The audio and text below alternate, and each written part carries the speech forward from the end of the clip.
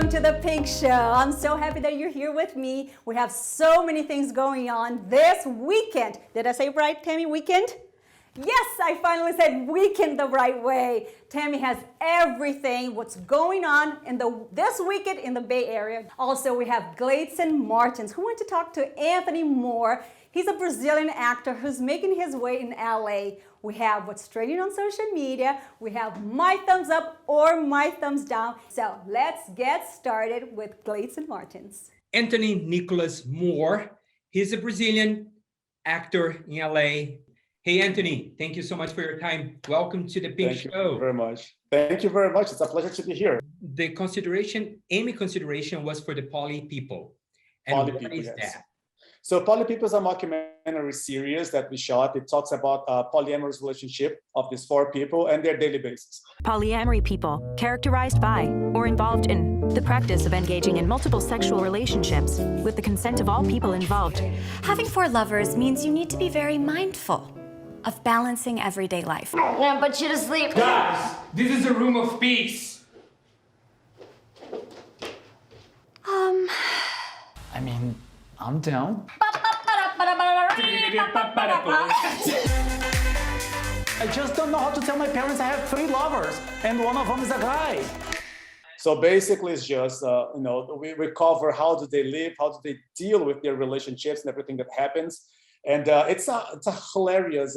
It's a world so full of love. It's so I personally love that project. So for me, it's just so beautiful to talk about it.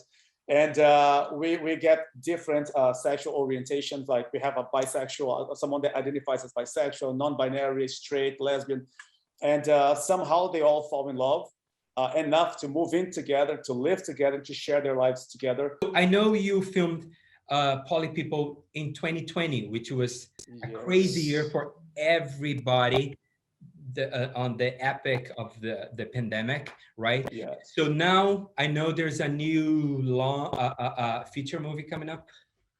So we have so many things, thank God. So Poly People came out last year. Actually, in January this year, we shot in the middle of the pandemic, as you said, and there was a very hard process. But after Poly People, we shot another show that's coming out now. It's called Doggy Bank, and I play a 74-year-old man there. And 4 years ago, I shot It's a lot of makeup, probably, huh? 9 hours of makeup. I actually have a picture. Thales will kill me, but you deserve to see it. So this is me as the old man. Oh my God.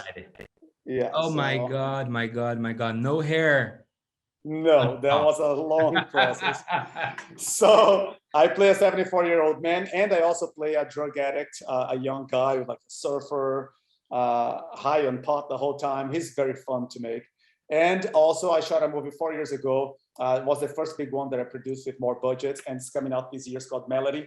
It's a feature film, it's a horror film. And I'm very excited to see the final product finally coming out. And again, when we are, low budget filmmakers coming from Brazil and just struggling every single day and no big companies behind us, it's all a matter of persevere, like on what you need to do and keep moving forward. And no matter what, just get the job done at the end. No matter if it took me 4 years for my first feature film, but I'm proud to say it took me 4 years, but I did it.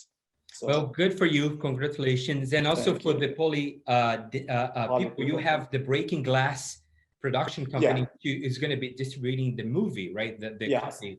So thank you for mentioning, by the way. Yeah, Breaking Glass, he loved the series, Poly People. We had a little problem distributing as a series because lots of networks liked it, but they wanted longer, but we didn't have money to make it longer. So they had a great idea to combine everything and make a whole year of relationship. So every episode becomes like a period of their lives. And then they made a feature film form of the series, which is amazing. I saw it and I was like, wow, that actually works really well. You competed with Netflix, Hulu, Paramount. Yes, exactly. I mean, just for that, for you and your team. Yeah, no, Kevin Hart got the nomination that we were fighting for, but what's the consideration? That's the right consideration. Thank you so much, Anthony. Pleasure. Thank you very much. Talking to you. Pleasure's all mine. I really liked it, Gleidson. Well done, Anthony. He gave us some good advice for all of those who are starting to become an actor, who wants to become an actor in LA. So nice tips. And now let's check what's trending on social media. It's no surprise Disney CEO Bob Chapek's recent comment about Shang-Chi being an experiment has divided both the Marvel fandom and the Asian community. Whether or not his comment could have used better phrasing, the Asian community is lucky to have an actor like Simu Liu fighting for their representation. Shang-Chi opens next Friday, September 3rd.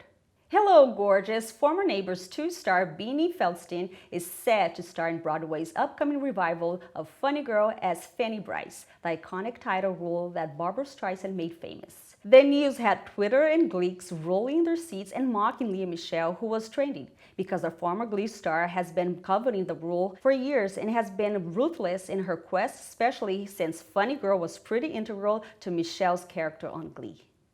Does love conquer all, including overcoming trauma? Well, for Travis Barker, drummer of Blink-182, it apparently does. Barker shared on social media a picture of himself and girlfriend Kourtney Kardashian in front of a private jet with a caption, "With you, anything is possible." This was the first time Barker has flown since he survived the 2008 plane crash that killed 4 people, where he suffered severe burns on over 60% of his body. Rumors have been circulating this past week that Mike Richards, one of 2 newly named hosts of Jeopardy, is in jeopardy. It was announced today that Richards has quit as host in the long-running show over controversial comments he made about women's bodies on his podcast in 2013. And in the world of the Kardashians, Stormi is getting a sibling. Beauty mogul Kylie Jenner is pregnant and expecting baby number 2 with on-again, off-again love Travis Scott.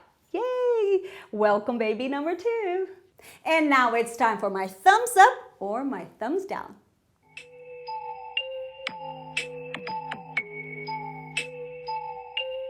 Way out there. Let's go see if this really works. I think it's cat. Let's give it a try. A little bit. It did not work for me, so thumbs down.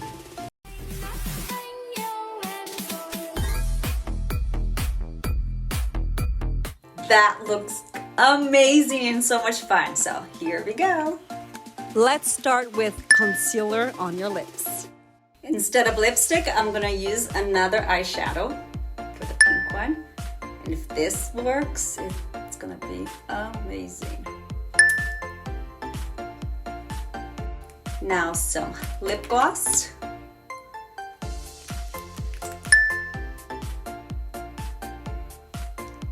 And it's definitely a thumbs up for me. Someone told me today that I should take my Takis and put them in the freezer and that it's a really good summer snack. Frozen Takis, are you serious with me? But let's see if it's delicious. Let's freeze it for 2 hours and let's see how it goes. Not bad.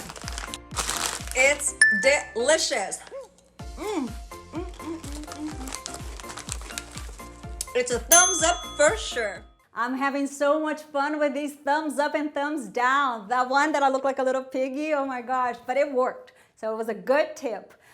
I have Tammy here with me for the weekend in the Bay. Tammy, you're in pink. You were in pink. Thank you for the pink show. Exactly. I chose this just for you. And you look amazing in pink, Tammy. You should wear more often. And she took my tip for wearing red lipstick.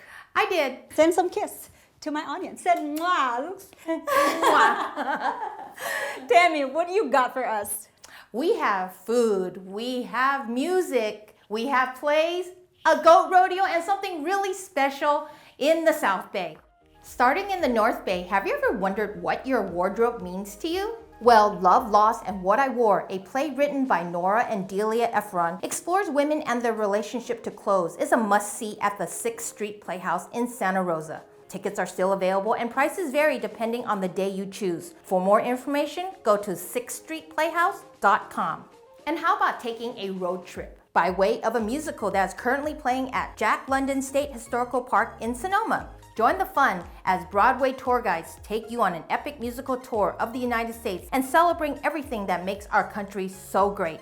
The show runs until August 29th and mask mandates are in effect. Go to transcendencetheater.org for ticket prices and show times. For all my peeps who love 80s punk rock like me, have I got a treat for you. In Napa this Saturday, August 20th, get your groove on with one of MTV's first megastars, Billy Idol. Yes, the Eyes Without a Face and Rebel Yell singer will be performing at downtown Napa's Oxbow River Stage. For ticket and upcoming concert information, go to oxbowriverstage.com.